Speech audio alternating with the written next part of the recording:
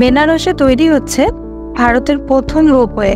হ্যাঁ, ঠিকই শুনেছেন, বারাণসীতে তৈরি হচ্ছে ভারতের প্রথম রোপওয়ে, যা অন্যান্য পাবলিক ট্রান্সপোর্ট, টোটো বা ট্যাক্সির মতোই ব্যবহার করা হবে। এই রোপওয়েটি তৈরি করতে টোটাল 645 কোটি টাকা খরচ হবে।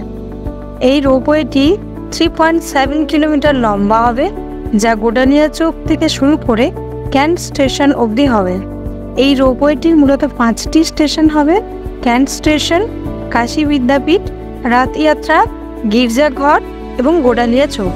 এই রোপওয়েতে টোটাল 153টি গাড়ি চলবে, আর প্রত্যেকটি গাড়িতে 10 জন করে যেতে পারবে। একদিনে টোটাল 1 লাখ মানুষ এই রোপওয়ে করে ট্রাভেল করতে পারবে।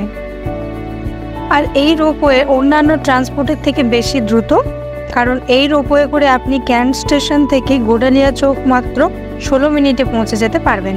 তাহলে আপনি কোন স্টেশনে নামবেন এই রোপওয়ে করে কমেন্টে লিখতে ভুলবেন না কিন্তু। আর এইরকম ভিডিও আরও দেখতে এক্ষুনি আমাদের চ্যানেল সাবস্ক্রাইব করে নিন আর বেল আইকন প্রেস করতে ভুলবেন না।